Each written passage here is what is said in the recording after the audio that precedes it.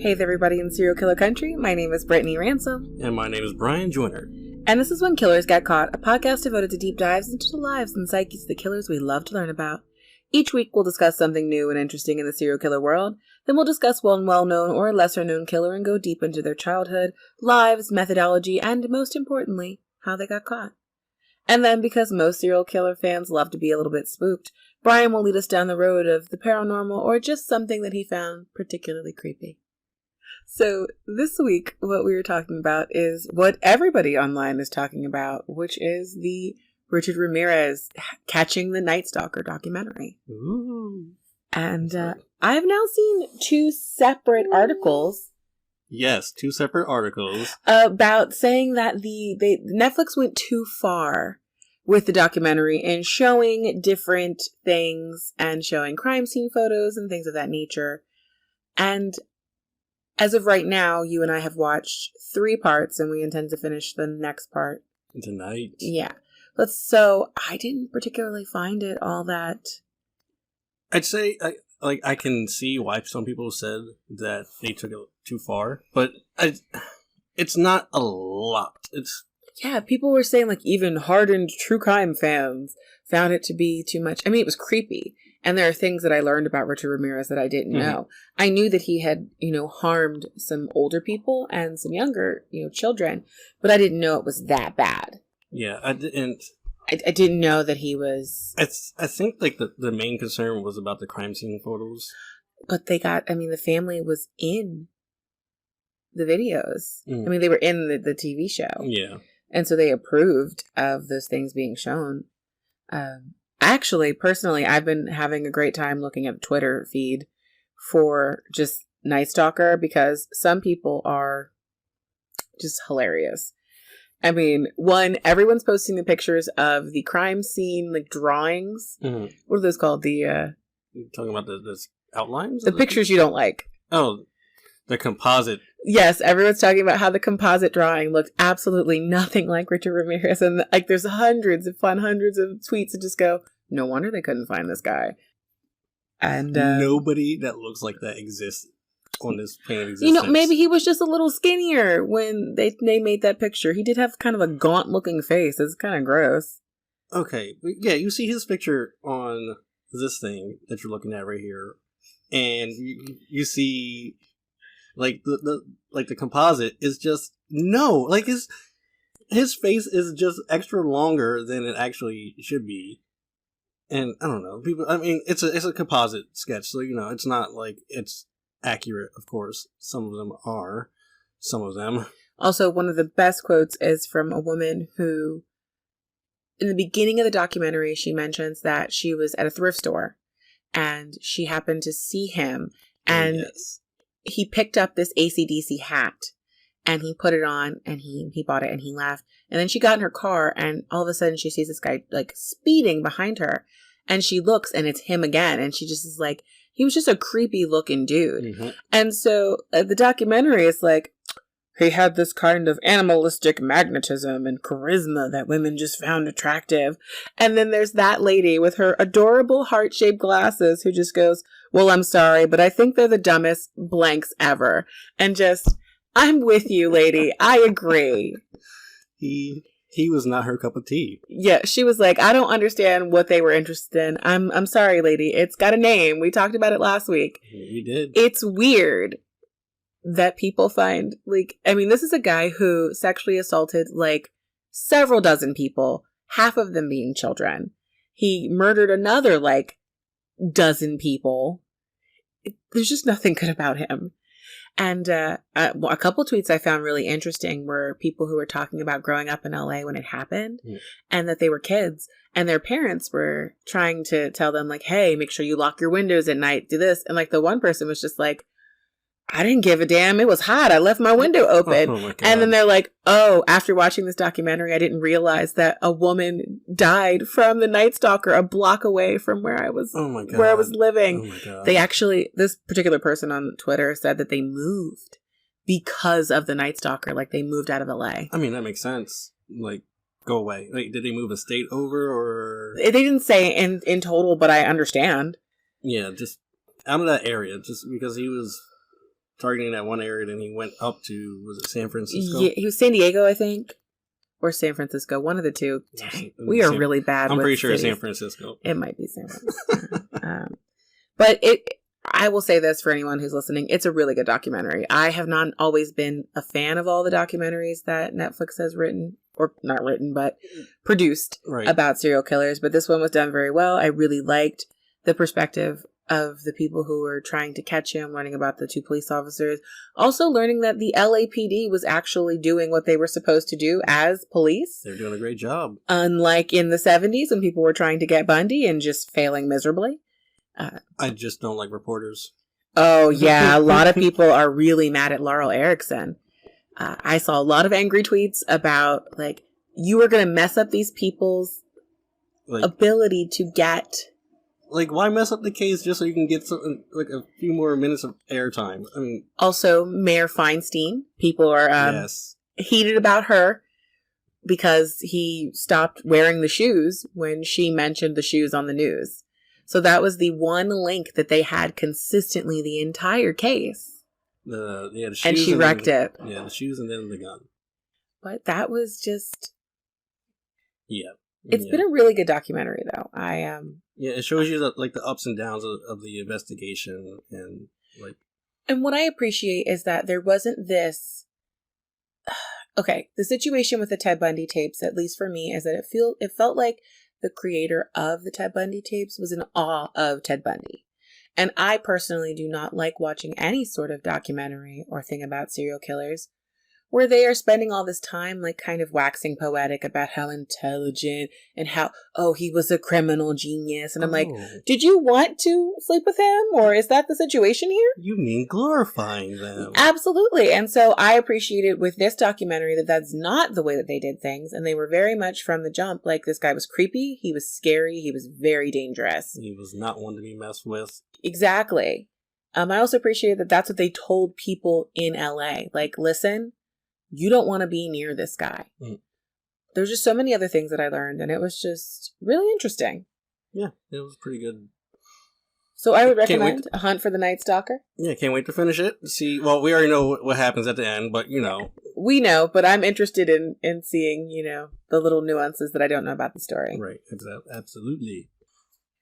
Now, the other thing that we're talking about this week, I've decided after hundreds of messages that I am going to tackle the original creator of the Death House, the con artist, the serial killer who shocked Chicago, none other than Dr. Henry Howard Holmes. And, Brian, what did you intend to discuss tonight? Oh, I'm not telling you until my stories. No. Ooh, okay, I'll allow that. Yeah, you're not getting it. I'm sorry, but no. Okay. Well, an interesting thing here is that H.H. Holmes has been a source of a lot of fiction. The 1974 novel American Gothic is a fictionalized story about him. He inspired a book called The Devil's Dreamland by Sarah Tantlinger. He's been called the American Ripper. His own great-great-grandson investigated his case to see if it was possible that he was also Jack the Ripper, because he did travel Jack the Ripper. There's even been an adaptation of his biography that apparently Martin Scorsese and Leonardo DiCaprio have been working on before COVID happened. So, not to mention just countless films, Torture Doctor, Scarlet Mansion. Just to put it simply, America has been very intrigued by this man for a very long time. And the issue is, since he's so well known and been such an inspiration to fiction, a lot of the details of his life have been lost in the sake of telling these more exciting stories. So I really set out this week to answer, one, who was H.H. Holmes and why did he kill and how did he kill? And there's a lot of things that I learned, and there's a lot of stuff that I didn't realize was just not at all true. Okay, I'm ready for it. Let's go. Well, H.H. Holmes was actually born Herman Webster Mudgett in Gilmanton, New Hampshire. It was May 16th, 1861. He was born to Levi Horton Mudgett and Theodate Page Price. He's actually the middle out of 5 children. His older sister was Ellen. He had an older brother named Arthur, and then a younger sister, Mary, and a younger brother, Harry. Holmes' father was from a farming family, so his dad worked as a farmer, a trader, a house painter. Pretty much, Dad was a laborer, and he did what he had to do to provide for his family. Another interesting detail is that they were devoutly religious Methodist Christians.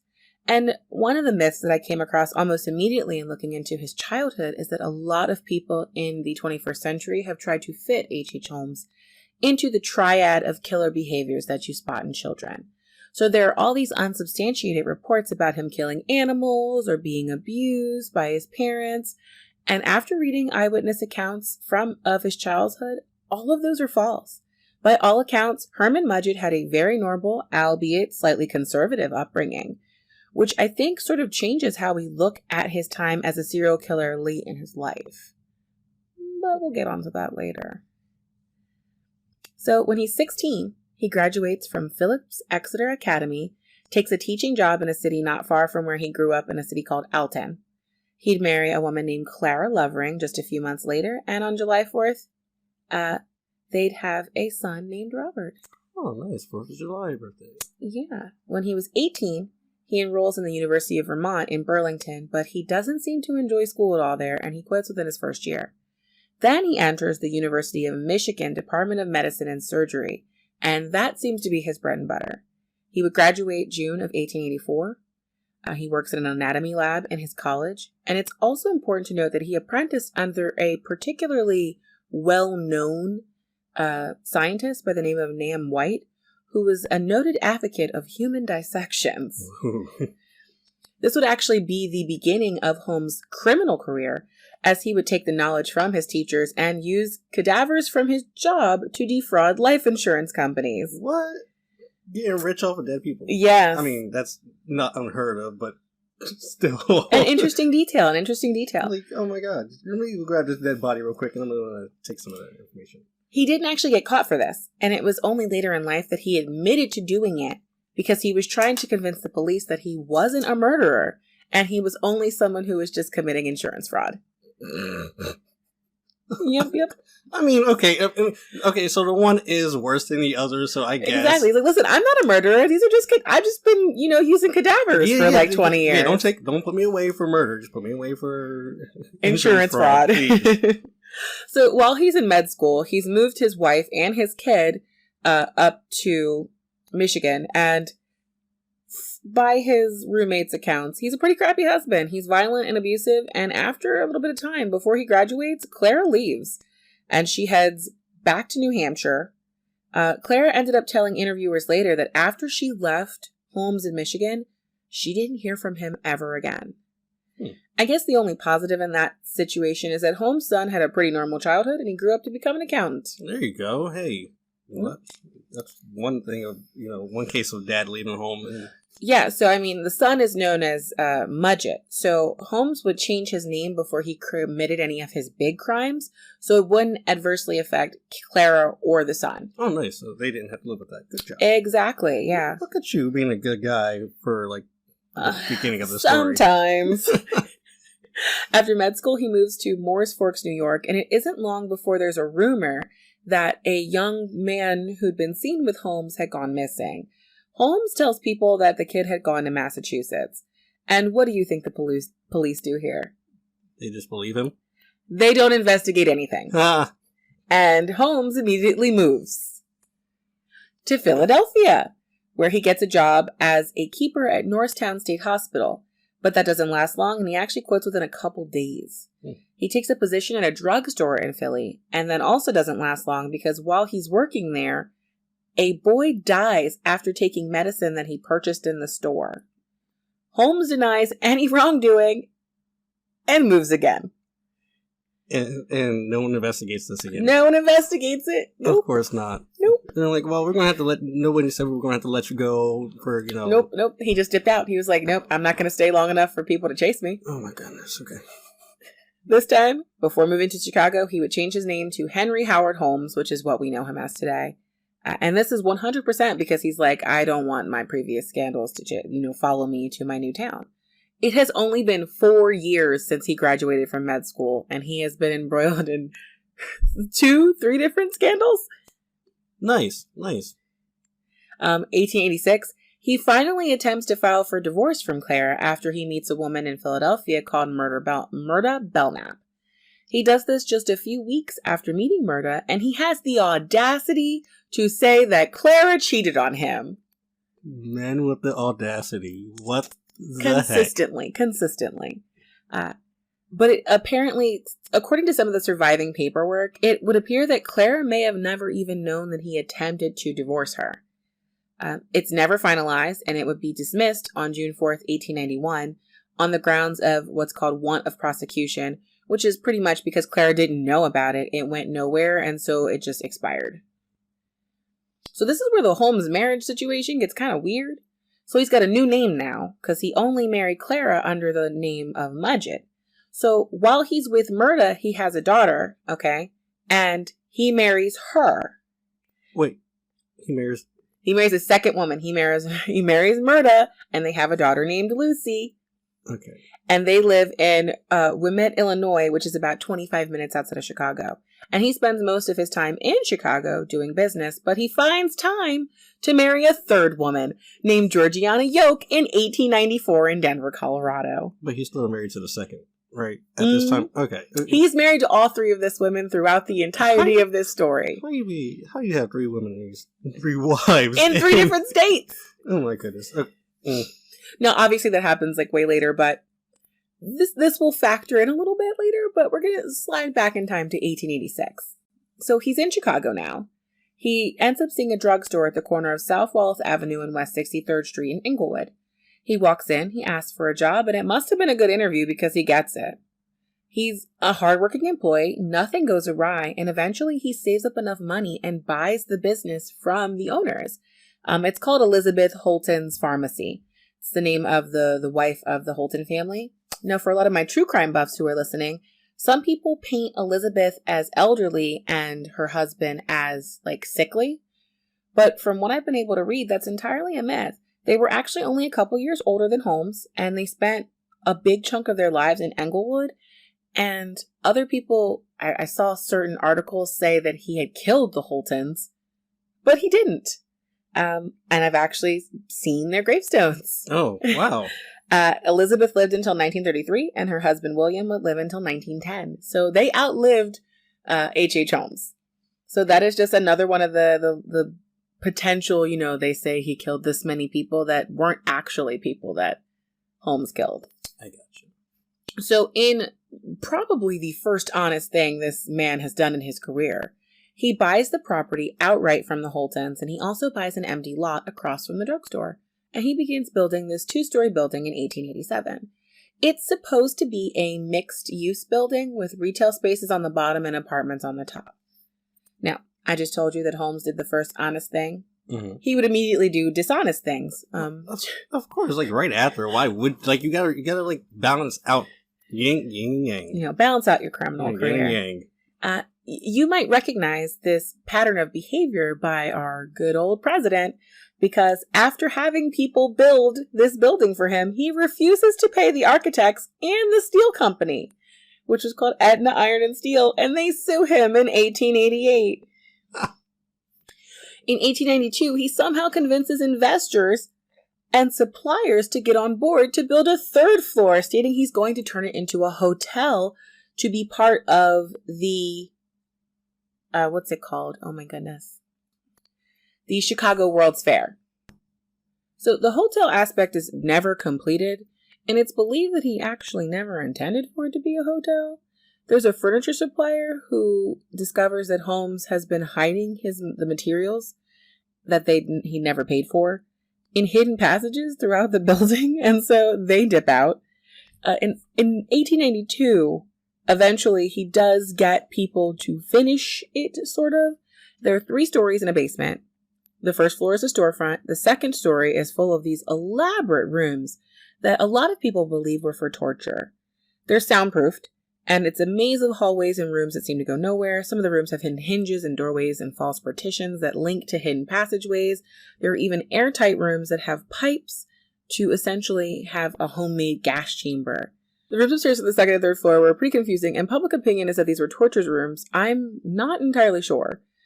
The basement was really like the hell spot. All of the rooms upstairs had been retrofitted with like chutes that would drop into the basement.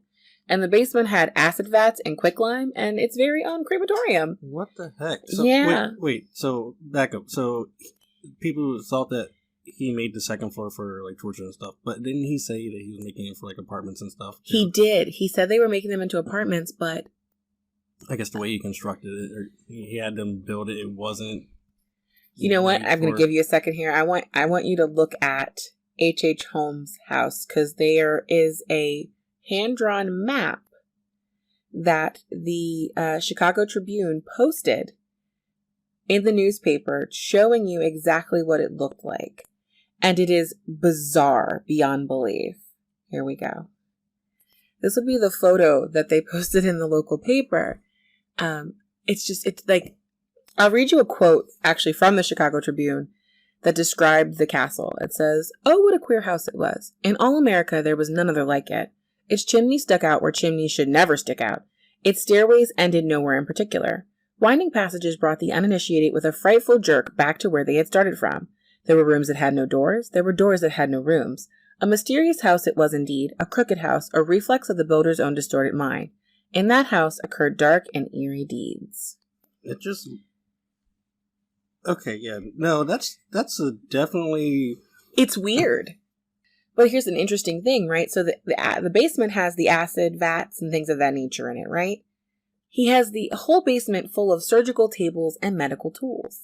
He even hired assistants who helped him strip the flesh from corpses and prepare skeletons. I've looked at so many different resources, and I can't seem to find any that give direct details as to why he was killing, outside of him funding his business through essentially black market body part sales. But he had the acid vat, so how did he sell body parts? Okay, so here's what he would do. He would have his assistants come and help, and he would just tell them that these are cadavers who are being, prepared. He would sell the skeletons to medical schools. Okay. He would sell any organs that he could on the black market, and then all of the rest of the skin and muscle and whatnot, that's what he put in the quicklime. Okay. To remove. I get it now, but God, I don't want to get it. So there'd be nothing left. So that makes this an interesting question, right? What murders did this man get caught for then? There's no bodies. So how did he get caught? H.H. Holmes also has a very interesting honor of being one of the earliest killers to be put in prison without body confirmation. This is a big deal because it does not often happen. And there are several people who disappeared, specifically women, after being romantically involved with him. Oh no, I got a whole list of them. The first was one of his mistresses. Her name was Julia Smith. She was the wife of a man named Ned Connor who had moved into the house. And she began working at the jewelry counter in the pharmacy. Okay. When Connor found out that she was sleeping with her boss, he just leaves both Julia and her daughter Pearl in Chicago. Julia stays to continue her relationship with Holmes, and this is 1891. So then Christmas Eve 1891, both Julia and Pearl disappear. Holmes would claim that Julia died while obtaining an illegal abortion, but there is no confirmation that either of them went anywhere. 1892, he begins dating Emmeline Segrand, who also began working for him. She also goes missing. Christmas 1892. Then a third woman he dates, Edna Van Tassel, also goes missing the final year. Mind you, he's still married to at this point, 2 women. But he's still married to 2 women. Yep. So, okay. Yep. So after these 3 women, nobody comes to check. And guy, look, listen here. This is like the 3rd person that's been missing from your building, and I'm sure all he just said was, "Listen, she stopped coming to work." You're very bothered. Okay, whatever. Well, during this time, he becomes best friends with a man by the name of Benjamin Pitzel. Ben was a carpenter, a criminal, and also created inventions. Ben would become his right-hand man.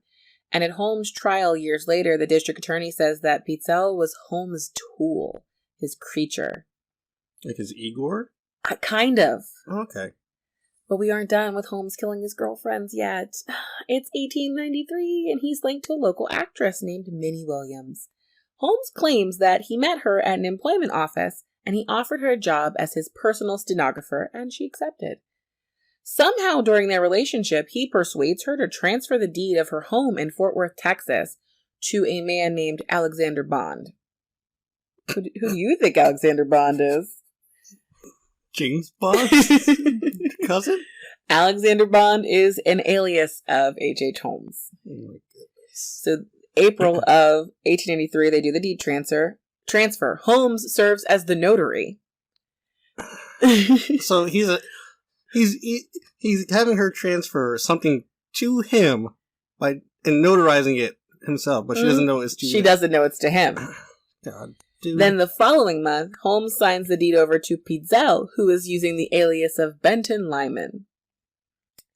Then in May, both Holmes and Williams present themselves as a married couple. They didn't actually get married. He learned to stop doing that by this point. And they rent an apartment in Chicago's Lincoln Park area. Minnie's sister, Annie, comes to visit. And in July, she writes a letter to their aunt saying that they are accompanying her brother Harry to Europe. I think you can guess what happens next. Does she go missing? Neither Minnie or Annie are seen again after July 5th, 1893.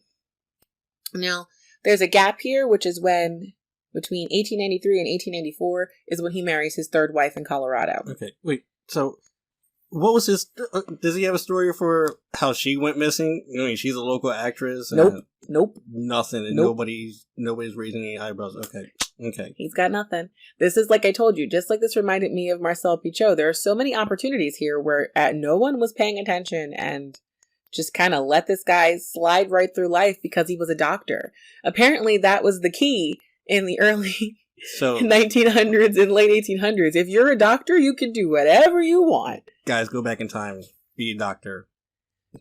You'll murder some people. Go ahead. You'll get away with it.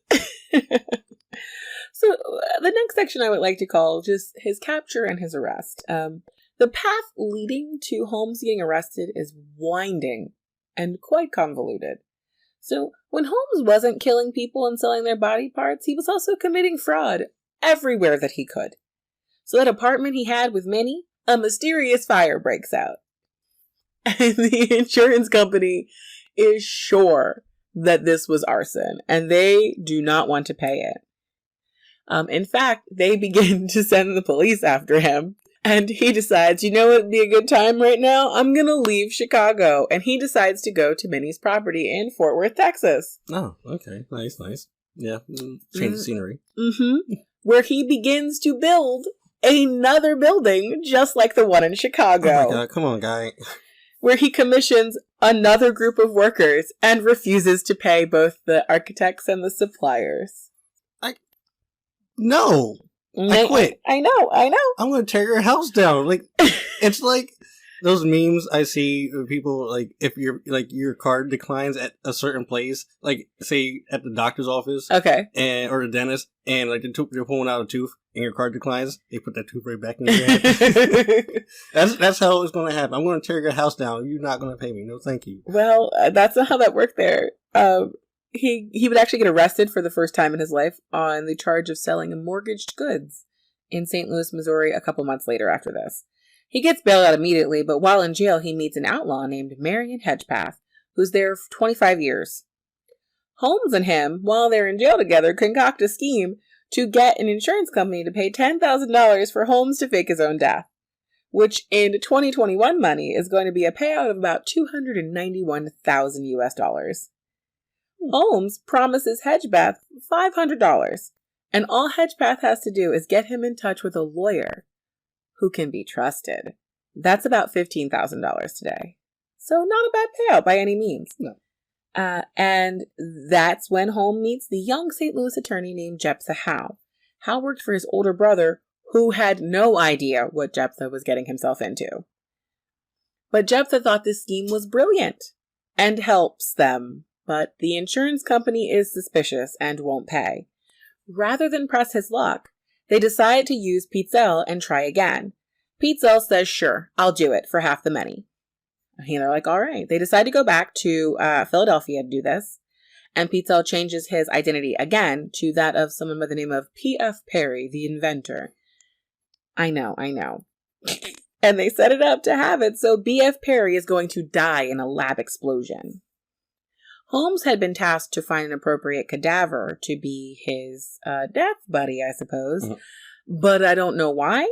Instead, Holmes knocks out Petzl and sets his body on fire. Are you kidding me? So absolutely. He killed his Igor. You cannot kill your Igor. You gotta keep that guy around. Now, Holmes would later admit that Petzl was alive when he died, but that was also a lie. And he attempted to chloroform the already deceased Petzl before he set him on fire. I guess it was an attempt to some sort of forensic countermeasure. It didn't make a lot of sense. But Holmes then collects the insurance money of his genuinely dead friend.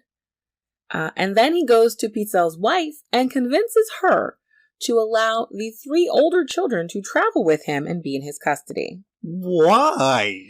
Why? It would seem he gets her to do this under the ruse that Petzl isn't actually dead, and he's like telling her that he's in hiding, eventually like leading her on, telling her that Petzl is in London. Oh, right. So, yeah, you take your children to London because your husband's not really dead. Well, it's not even that. So his 3 chief children, Alice, Nellie, and Howard, travel through the northern part of the U.S. and into Canada, and he's at the same time leading the wife, Mrs. Petzl, on an almost parallel trip. Mm-hmm. So he's like, oh yeah, you're going to this location and I'm going to this location and we're trying to find him. Then he just tells her, your children are missing. No. No, you don't just tell me that without dying. What do you mean my children are missing? Mm-hmm. In reality, while he is in Toronto, Canada, he kills the 2 girls by locking them in the trunk of his car and putting one end of the exhaust into a hole he drilled in the trunk. And then he buries the 2 girls in a house he was renting in Toronto. I feel you. So we bounce back over to Philadelphia. There's this cop, and his name is Frank Geyer. And he's been assigned to investigate Holmes about the Petzl case. And he pretty much begins chasing Holmes across America. He would chase him all the way up to Toronto, but he's just not there yet. Holmes is always on to the next spot before Geyer can get him. He finds the 2 girls in Toronto. He says, the deeper we dug, the more horrible the odor became. When we reached the depth of 3 feet, we discovered what appeared to be the bone of the forearm of a human being. And I gotta tell you, Frank didn't pull any punches. He wrote a whole book in 1896 on his involvement with the case, and in the book, he is completely fed up with H.H. Holmes. There's even one article that he participated in that was just called H.H. Holmes, He Lied, Then Died. It's my favorite line ever. He was so upset with this guy. So then Geyer chases Holmes to Indianapolis, where Holmes had been renting a cottage. Holmes had gone to a local pharmacy and purchased the drugs he needed to kill Howard Petzl, the last boy. Mm. Then he bought a bunch of knives and cut up the boy's body and burned it in the cottage. When Geyer would get to Indianapolis, they would find teeth and small bone bits in the chimney. Following the discovery of Alice and Nellie's bodies in Canada, Chicago PD are like, screw it. They get a warrant and start checking out the Chicago murder castle. That's where they find the bizarre layout of the building. And all of these articles come out in the local papers. There's these rumors, it's a torture mansion, but the Chicago PD are never able to find any evidence of murder actually committed on the property. It appears that all of those articles saying that Holmes was torturing people were just fiction. So obviously he did a very good job of hiding and dissolving the bodies, because he definitely, it's definitely believed that those girlfriends were killed. Yeah, they didn't just disappear. You can't, and nobody hears. No. I know. But now we head over to Boston, and Holmes has been tracked there. So on top of Geyer chasing him, now the Pinkerton Detectives are on his trail. The Pinkerton. Yes. And for people who are not aware, the Pinkerton Detective Agency goes back to slave times in America. I believe they tried to find the killer for Abraham Lincoln. That's how far back they go. Yes. Yes, they were tasked with finding the the killer of Abraham Lincoln. So they go very, very far back into our history. Not my most favorite organization because they also infiltrated the labor strikes in the 19th and 20th and 21st century in an attempt to kind of subvert intimidation for like workers but to put it simply, they were this very efficient detective agency at finding people and doing what they needed to do to destroy stuff. And sometimes they actually tracked real criminals. And in this case, they managed to track down H.H. Holmes and arrest him in Boston, November 17th, 1894. And the best part about this, they tracked him from Philadelphia too. He's attempting to leave the country with his third wife, Georgiana. And they managed to hold him on an outstanding warrant from Texas because when he was in Texas, he stole a horse. That is a crime. Okay. Horse thievery. Not even kidding. Back in the day, I think they would quarter you for stealing horses. It was a big deal. It was like stealing a car. Yeah. No, it was worse than that. Why? It was a lot. It was worse than stealing a car. I'm telling you. I'll have to look into that. Yes. Stealing a horse, bad. But it's October of 1895, and Holmes is put on trial for killing Ben Pitzel, and he is found guilty and sentenced to death. They would also then bring the children back down to the States, and he would be found guilty of killing the children as well. After his conviction, Holmes would admit to 27 different murders in Chicago, Indianapolis, Toronto, and in my opinion, after looking through this, I think this is a tactic to stop his execution. By adding on murders? Yes, because if they have to add on murders, then he has to have more trials, and he pushes it off. Oh, well, yeah, okay. Some of the murders that he admitted to were people who were still alive, like the Holtons, one of his medical school roommates, who wasn't dead at all, had just moved after medical school to be a doctor. And a local newspaper called the Hearst newspaper paid him $7,500, which is about $230,000 in today's money, for an exclusive interview confession, which was wasted money because it was all nonsense. So they got the confession from him? They got the confession. In that interview, he gave all these contradictory ideas, like accounts of his life. He said he was possessed. And his propensity for lying made searching for the kills to be quite difficult. While in prison, he would write these letters about how he was changing into the devil and he could tell that he looked more demonic. Didn't matter. Chicago would charge him with murder for his missing girlfriends, despite them not having the bodies. Mm-hmm. But the other states and areas were just like, you know what? Doesn't matter. He's going to be killed anyway. So wasn't this like worldwide news or something like this at this time? Some people actually believed that he was Jack the Ripper. Okay, so if this was like worldwide news, wouldn't like the girlfriends, like, if they were still alive and not missing? No, the girlfriends, that's why Chicago was like, oh, no, he definitely killed them. Yeah, okay. Chicago determines that he murdered those 4 women. Because they couldn't, even if they couldn't find the bodies, even if he says they're missing or they left or something, no, they're gone. But they were able to find other people who he claimed that he killed, who were definitely still alive. That's why I'm asking, because, like, if they're still alive, okay. No, that's absolutely right.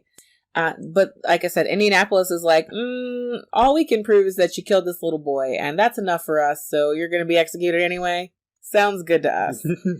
And he would be hung May 7th, 1896, at Moyamensing Prison, which is now called Philadelphia County Prison. Oh, yeah. Okay. Interestingly enough, although he'd been acting really weird and aggressive for the sake of the media, they said he was actually really calm and showed very little signs of fear or depression before his execution. He only had one wish, which is that he wanted his coffin to be lined with cement, and he wanted to be buried 10 foot underground so that grave robbers would not be able to steal his body and dissect him. A rather macabre detail is that he did not actually immediately die when he was hung. And they said that he twitched for 15 minutes and was not pronounced dead until 20 minutes after his execution. Oh, goodness. Yeah. Didn't they take long? Well, the thing sometimes is, if you are, what's the word I'm looking for? If you get a good drop, people's necks will break, and it's immediate. But if you don't, or you're not heavy enough, You just suffocate. You just hang there for a while. And so in the case of him, that was the situation.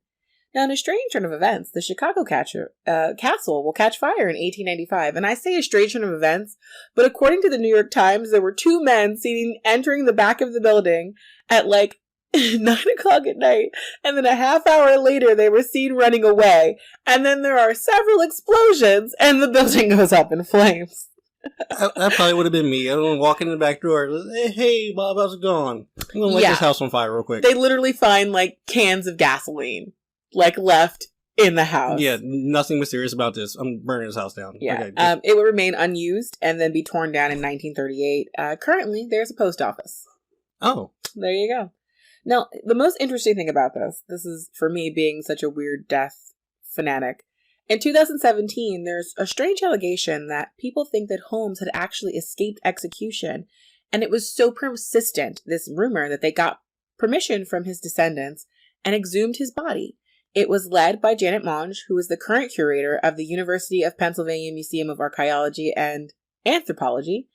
The prison actually listened to Holmes, and they did cover his casket in cement. Nice, okay. Anthropologist Samantha Cox did the forensic science on the exhumed remains, and she stated that his body hadn't decomposed correctly because it didn't have any access to air. I was going to say because of the cement. That makes sense. Normally, the human body takes about 3 weeks to just a few years to decompose, down to just bones. And that depends on how hot of an area you are. The hotter you are, the faster bugs and things take you out. But then after that, bone would begin to decompose. So you would expect a body that had been underground for 100 years to be bones. It was not. And in fact, Holmes' clothes were perfectly preserved, as was his mustache. Are you saying? Oh, the handlebar mustache was still perfect. Okay, I hate you, but I do dig your facial Samantha hair. Cox actually said the corpse stank, and it's weird because, like I said, a body that's been there for 100 years should not have any, like, it should be musty, but it shouldn't smell like decay. Mm-hmm. His skin had decayed in such a weird way that they couldn't get any DNA out of it, so they had to get a positive ID for who he was by just his teeth. And then they reburied him again in a local cemetery. Did they do cement again? Or? I don't think so. I don't think they have to. I don't think anyone cares. Oh, come on. I know he's an ass. He's a bad guy, but, At least do what he wants in death. Just a little bit. That would be the life and times of one of the weirdest serial killers that I've had to research. I didn't know that with the knowledge that we've been talking about on TikTok the last couple of days with different types of serial killers, honestly, was he nothing more than a comfort killer? He killed for ease. Like, he's kind of like those women who just kill men when they're done with them. Yeah, like, really, he got what he wanted from them, and then he was like, okay, you're out of here, you're going to die. Sorry. So I guess he's a little bit of a Bluebeard and also a little bit of a comfort killer. He killed for money, and he was like the male equivalent of a Black Widow. Almost, yeah, but he didn't kill his wives. No, didn't kill his wives because they weren't living with him. Okay. He only killed the girlfriends. Dude, okay. Well, the sources for this were pretty great. I used The Devil in the White City, which is by Erik Larson, a very popular book. And then I got a lot of the information debunking, like, the murders and things from Adam Selzer's book, which is called H.H. Holmes, The True History of the White City Devil. And Selzer did, like, incredible due diligence looking at these crimes that Holmes said he had done. I was able to look at how he traced the Holton family to prove that Holmes had not killed them. Selzer has a website called Mysterious Chicago, and it's just a very great source if you are interested in H.H. Holmes, but also if you are interested in weird things that happen in Chicago. Guy appears to be an expert. Just like a really great book, and I honestly want to see if he's written any more books about serial killers because I really enjoyed it. That would be awesome. Yeah, definitely. But yeah, that's the end for me. What a weird story. What a weird guy. That was very frustrating to listen to half the time. Things just, don't go the way they're supposed to, apparently. Oh my god. Just, Guy, come on. All right, now I'm ready. What's this big surprise in Spookyville? Okay. Well, today, let me just set the mood for you. Mm-hmm. I'm going to set the mood for you guys, okay? And for you as well, Brittany. Okay. You hear a knock at your front door. You check the time. Oh my God, you say. It's freaking late. Who the heck is coming at my door this late? You hesitantly walk to your door. Look out the peephole and see 2 children standing there. Now you're like, oh hell no. But you feel kind of guilty just leaving them standing there, in the cold. With a sigh, you crack open the door to see what they want and to move them along. We're sorry to bother you, but we're lost. Could we use your phone to call our parents? They say. No. Something seems off about these 2, but you can't put your finger on it. Something about their faces is just unsettling.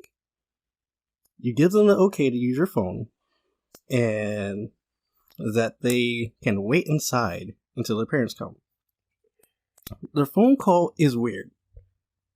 Just a lot of yeses and nos. They hang up the phone, and you notice they never asked you or told their parents your address. Mm-hmm. Maybe you didn't hear them. They come and sit down across from you in your living room. You couldn't make out their faces at the door, but now you can see them clearly. They weren't wearing coats. They were just wearing plain, nondescript clothing. Mm-hmm. And they must have been school uniforms. They must have gotten out of school late. Mm-hmm. And they got lost on their way home. Mm-hmm. But it's extra late. Your eyes move up to their faces. They were smiling at you. Wide, toothy grins. You smile back uneasily. Your eyes move up to their faces. Move up their faces. And then you stop, frozen in your seat. Their eyes.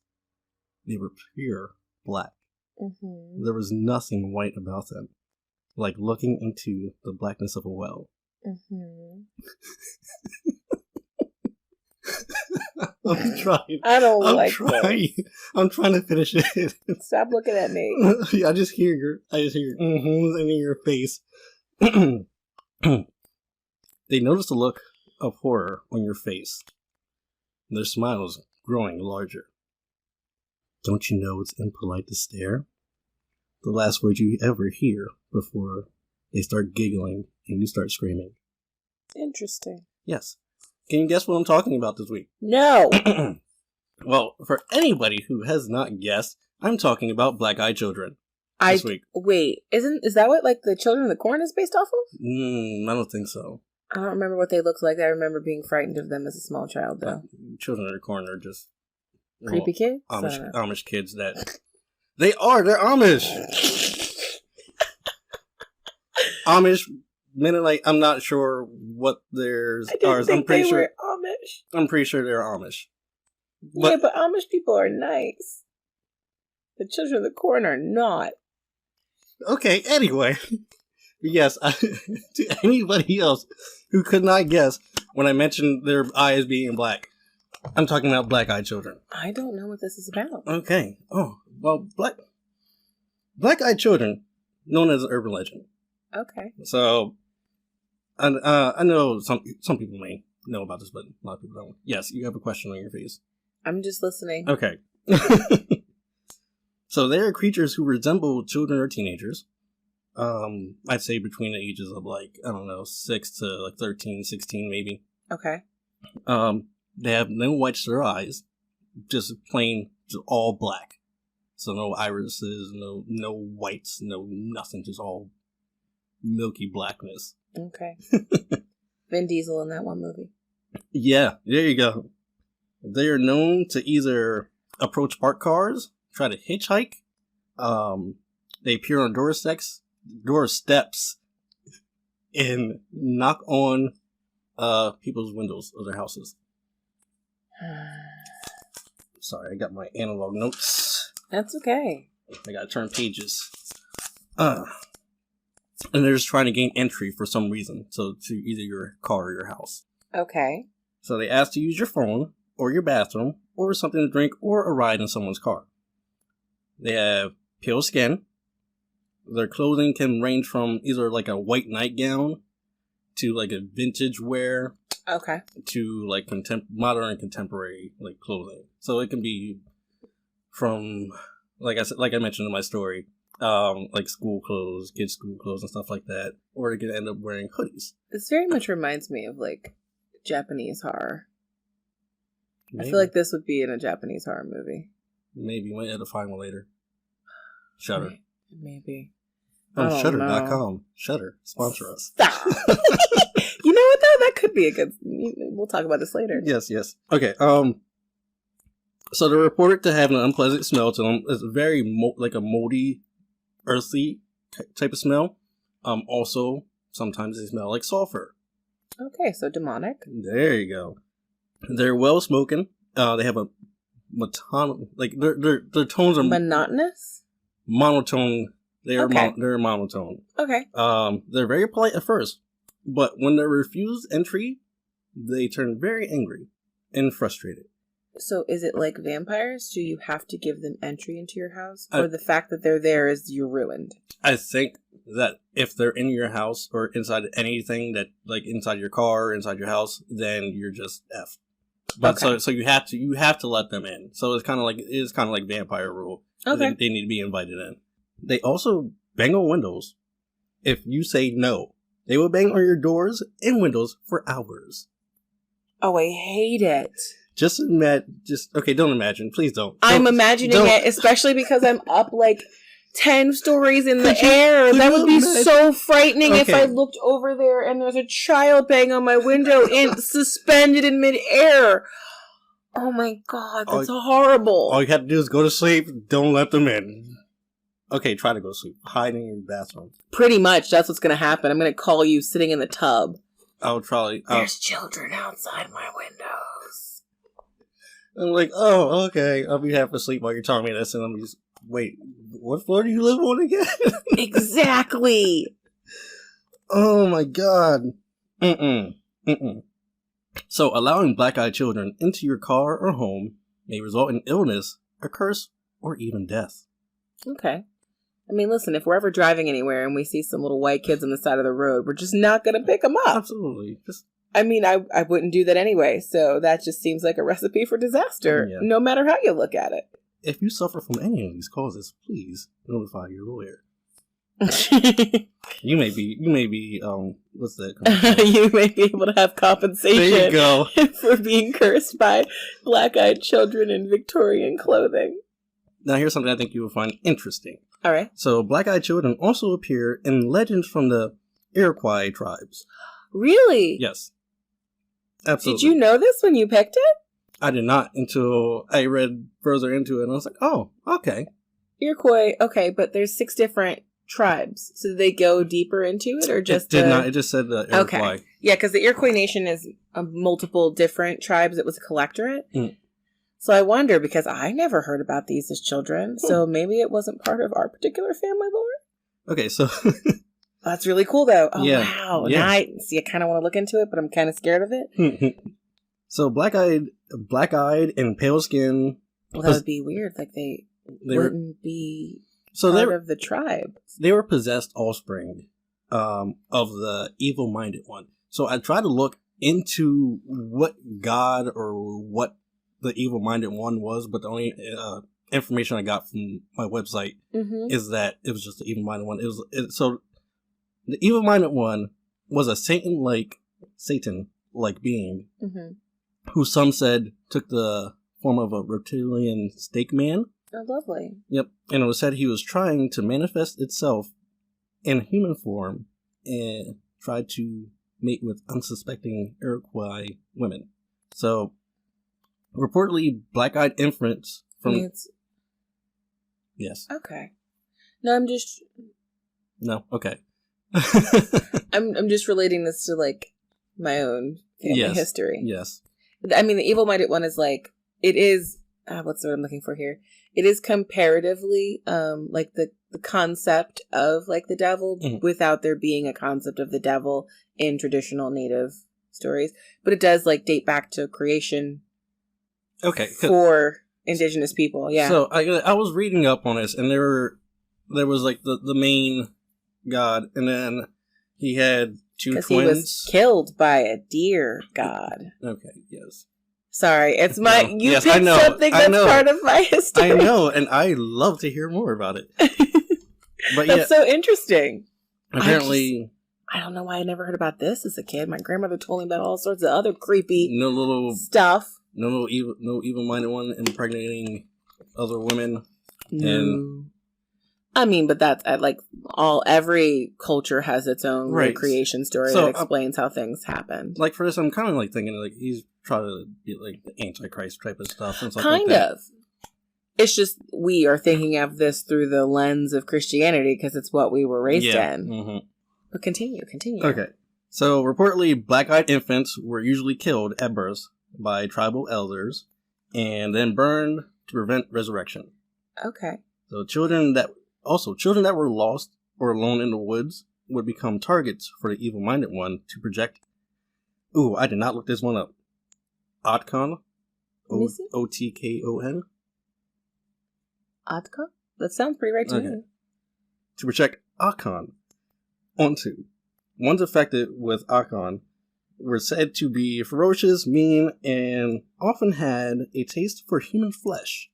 So, I'm trying not to say this word as often because I don't really know how to pronounce it, but Otkon is a broad term to describe evil or negative energy. Okay. Things, being, and or forces that live in the world around us, which try to penetrate the world from the underworld, the skies, or other dimensions, in consciousness, and reality, and try to possess, destroy, and be focused as a weapon against people, objects, and animals.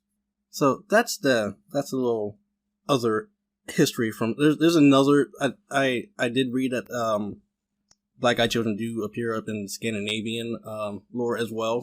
Oh, but I did not research into that as much. Well, no, I just love when paranormal things somehow show up in different parts of the world that had, especially when they date back to creation stories and things of that nature. We're talking about things from hundreds upon hundreds of years ago that this was well before globalism.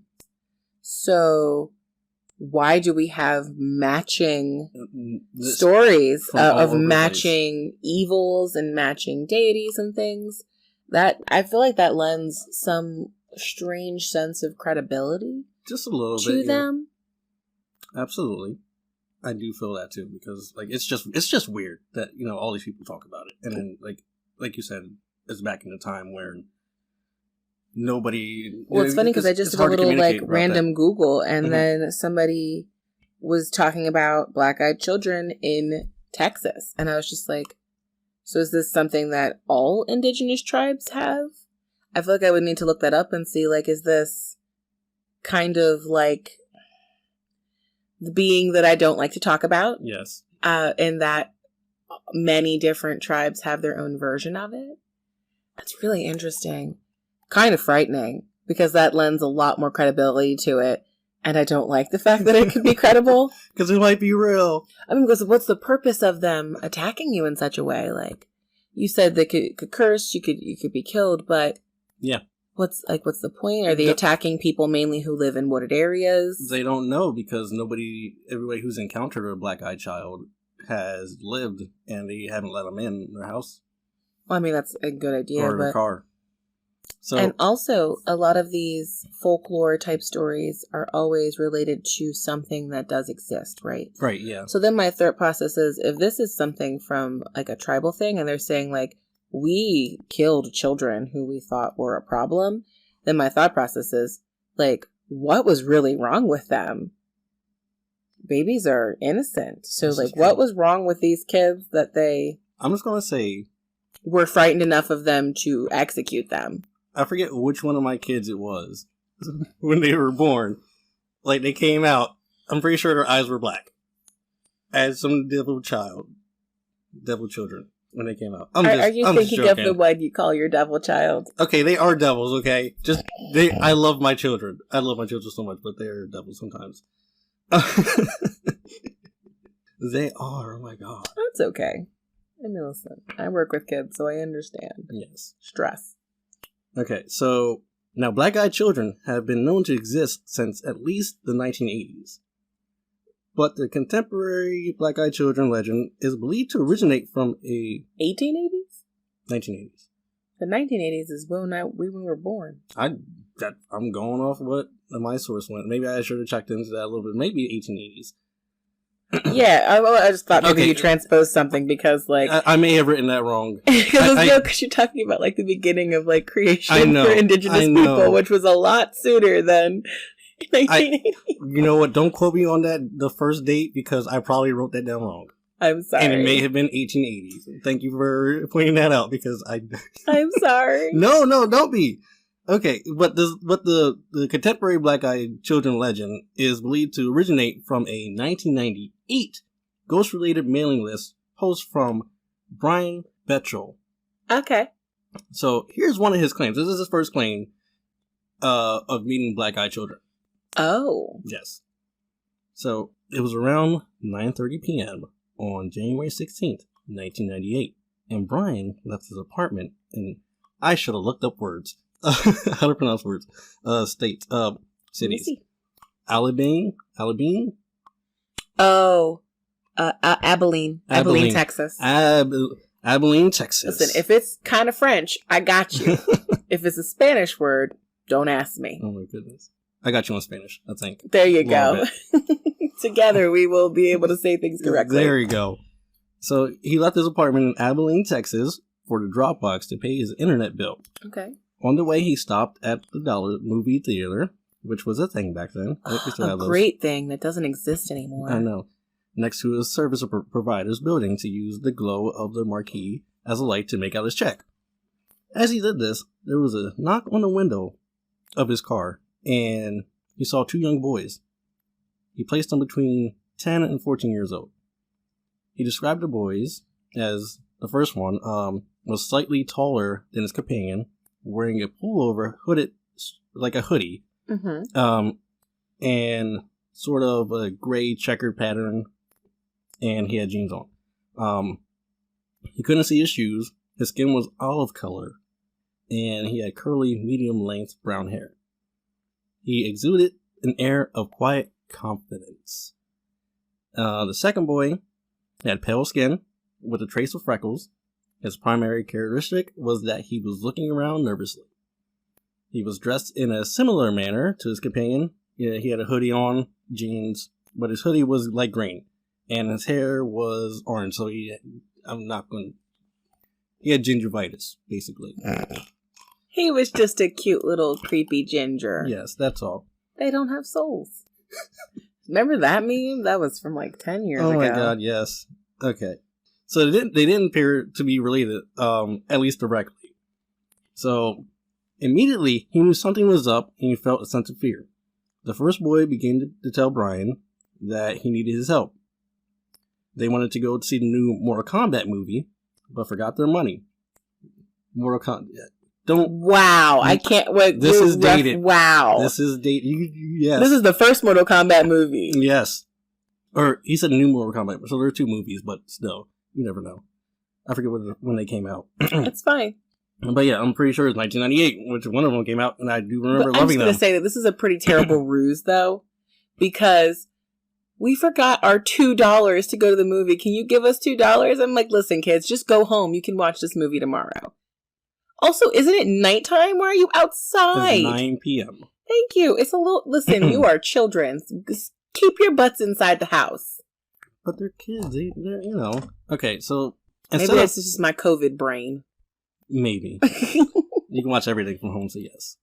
So instead of asking for money itself, the boy asked for a lift to their house to get money. Brian is nervous and hesitant as the first boy continued to try to coax him into saying things like, "Come on, mister. We just want to go to our house, and we're just two little boys." Yeah, because that's not totally obvious at all. And he said stuff like, "Come on, mister, let us in. We can't get in your car until you do. You know, just let us in.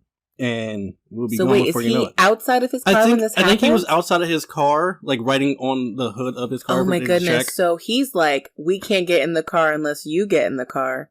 That is even more frightening. At first I thought he was inside with the windows pulled up. When I was reading it, and I was like, no, okay, he's outside.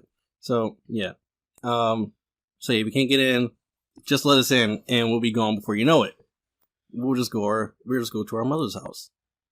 So I guess the boys are related, but... Right.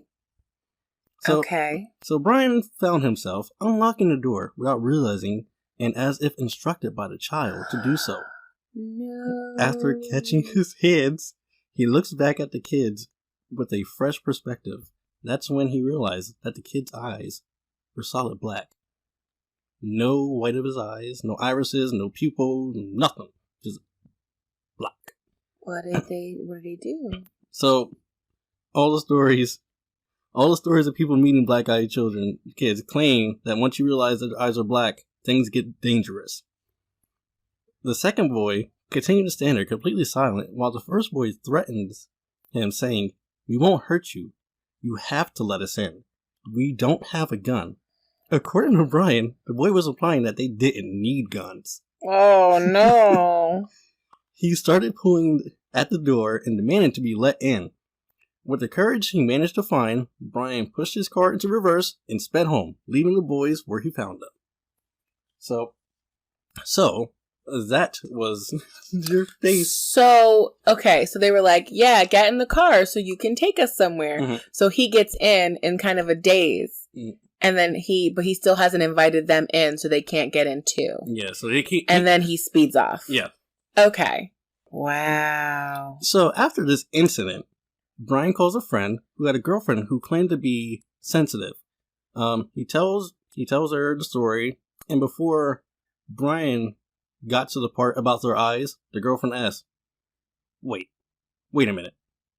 Did the kids have black eyes?" Brian said yeah, and then the girlfriend goes, "Well, it's a good thing you didn't let them in your car. You would have been killed." Wow. Okay. Yeah. Wow. Yeah. There are so many claims of black-eyed children that I really wasn't going to write anything else down. Okay. I figured if anybody else wanted to read about the black-eyed children, that's just a Google away. That you can do that, or I might be willing to post a little bit on. Maybe you should read some of the stories on Creeps with Brian. There you go. I could read some on TikTok, do little minute videos of people and their interactions with black-eyed children. But here's a funny story. So apparently you can summon a black-eyed child. That look on your face was like, no, hell no. Why would you do this? So I'm not sure if this is real or not, but I'm just reading this from the site. Okay. So the creator of the YouTube channel Fantastic Daily, which has now been replaced by the creators with the Red Hot Punch channel. Okay. Was reportedly obsessed with finding evidence of black-eyed children. Oh. The creator of the channel claimed to have isolated by going through hours of supposed footage of black-eyed children, a sound isolated in lower audio frequencies. Okay. Which would be used to summon black-eyed children. Okay. So I'm sorry, when you say lower frequencies, I immediately think of the brown note. I knew you were going to say that. Freaking brown noise. Brown note. Freaking South Park. I'm sorry. So he sets up his laptop with a video camera to record it overnight.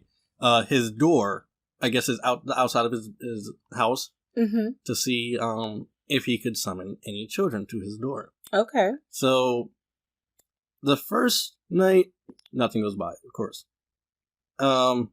Second night, something triggers his motion sensor light. It's the second week where we've had motion sensors. I know. Ooh. This is a thing now. But he couldn't find anyone on camera. Third and fourth nights also caught nothing.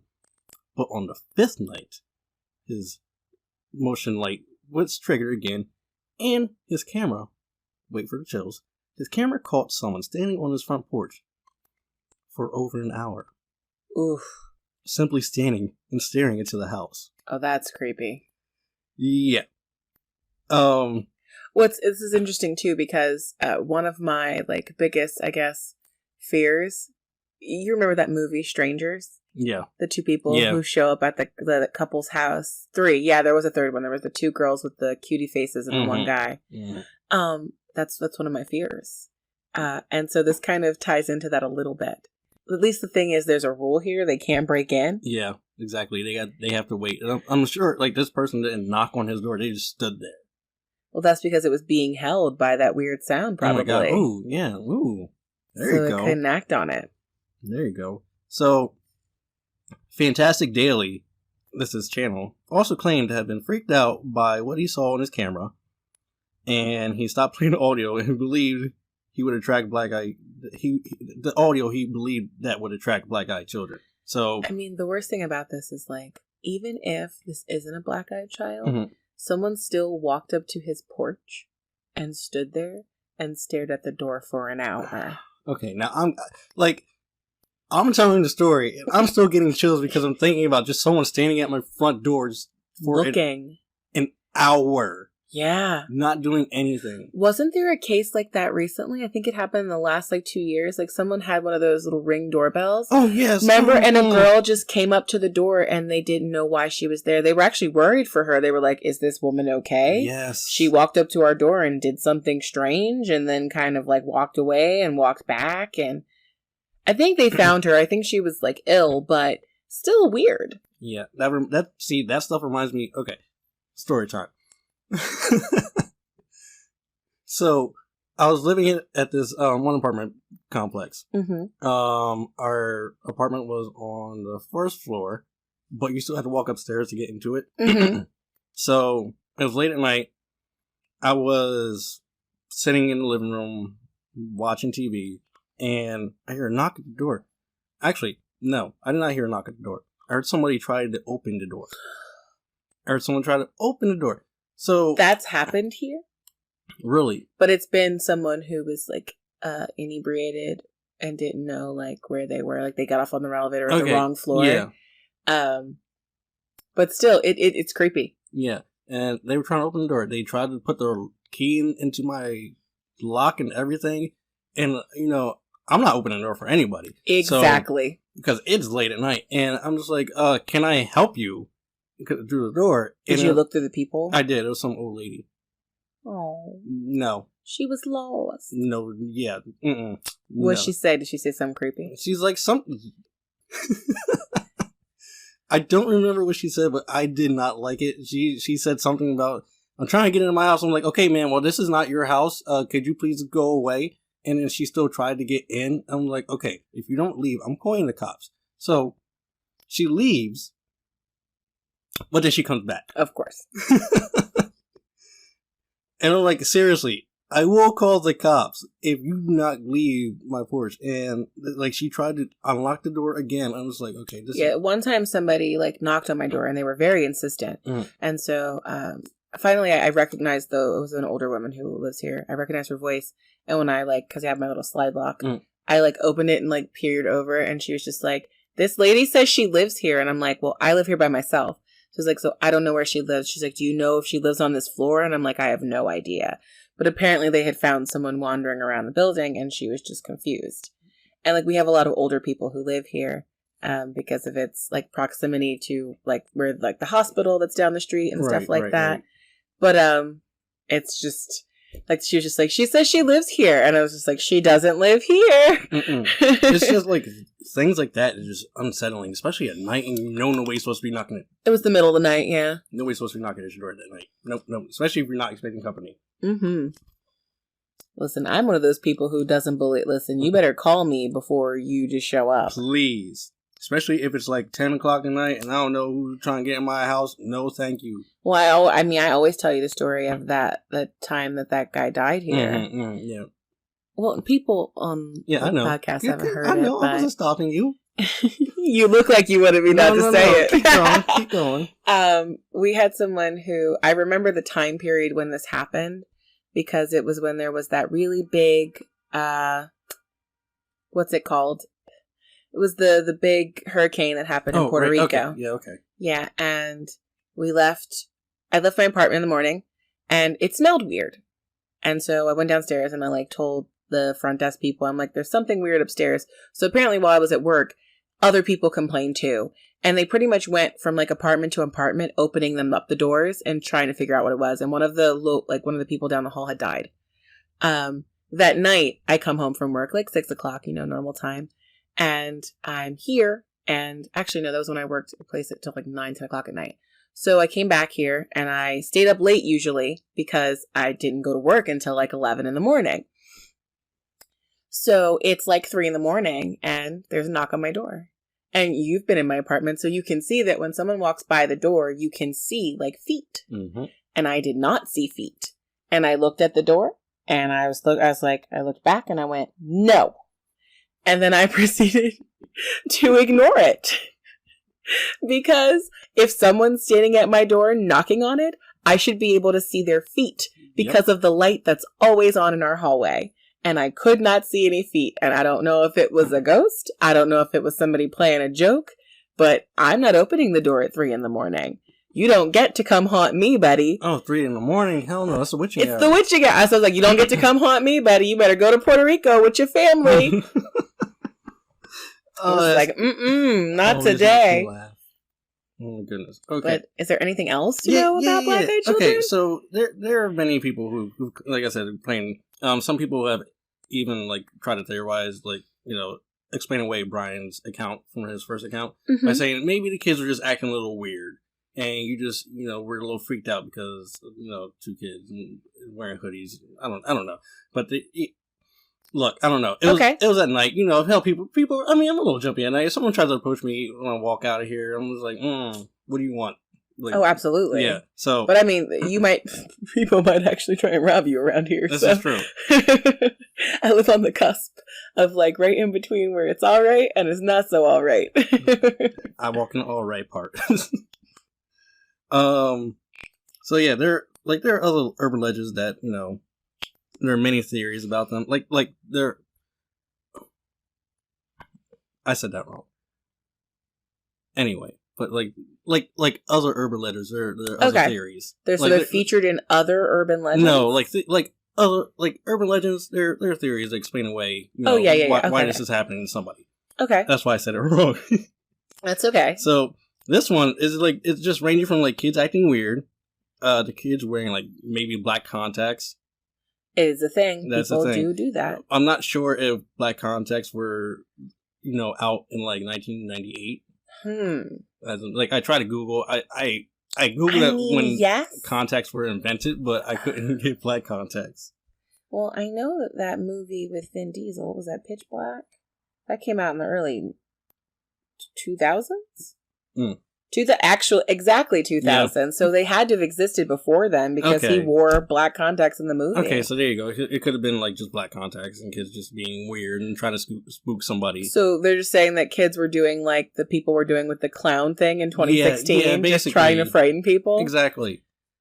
And then at least I don't have to worry about them banging on my windows. Exactly. And like 100 feet in the air. The thing that just upsetting is that like they try to hitchhike too. And then you just... I'm be honest, I don't believe in picking up hitchhikers. I know that was a thing in the 70s and 80s. I've done it once, but... I've only been a part of it once, and it was during the daytime, and I was with somebody else. I picked up a hitchhiker once. That's what... Was it nighttime? It was during the day. Okay, so it's yeah. It was actually 2 kids, and I was just dropping them off. Okay, they were 2 teenagers. They were older. They were like 17, 18. I didn't get cursed, okay? Okay. I mean... We picked up some lady who was heading down to the mountain. She just wanted to ride down the road. She was backpacking across the mountain trail that goes all the way down. Yeah, she was backpacking across the Appalachian Trail. And apparently there's like a spot where you can come out of the Appalachian Trail and you're just in, like, across the river. Yeah. Yeah, and so she just asked us to take us from, like, one spot to the other. I was like, that's not a big deal. Yeah, I had a friend, she did that, and I think it was like a 6-month hike. Yeah, it's apparently a thing people do. I didn't realize that they travel across the entire, like, eastern seaboard. Because that goes all the way up to, like, Maine or something, right? Yeah. Yeah. Not me. I'm not a hiker. I like to walk, but I'm not going to do that. So, black-eyed children do appear in tons of creepypastas. I'm sure. So, if you guys want to hear... I'm sure there's some they featured on Our No Sleep at some point. Oh, yeah, I'm pretty sure. But yeah, that's it. That's all I have right now for black-eyed children. If you, like I said, if you guys want to hear more, I would definitely post some videos on TikTok of me reading some black-eyed children encounters, as well as my children's encounters. Yeah, exactly. Encounters with my children. I would like to say thank you for listening. Thanks for supporting our sponsors. And also, one thing I wanted to mention before we end the podcast today is that if you go to anchor.fm/whenkillersgetcaught, you can leave a voice message for us, and we would love to talk to you. We would love to feature you on the podcast, respond to questions or things of that nature. You just have to click the little, it's like a speech bubble that has a plus on it, and you make an Anchor account, and you can leave us a message. And if we get interesting ones or stories or questions, we will absolutely respond to you on the podcast, and you can become a part of our podcast for forever. And I think there's also an option where you can just type a message, can't you? I mean, you can always email us. This is true. You can always email us if you don't want to talk. Send a voice message, but I know I'm weird with voice messages, so you know what? I want to hear people. We have fans from all around the world. So if you want to talk to us, please. Yeah, but like I said, if you did want to just send an email, you can always. It's caughtpodcast@gmail.com. We will respond to you that way too. So thank you so much for listening. I am Brittany Ransom. And I'm Brian. And you have a good evening or day wherever you happen to be.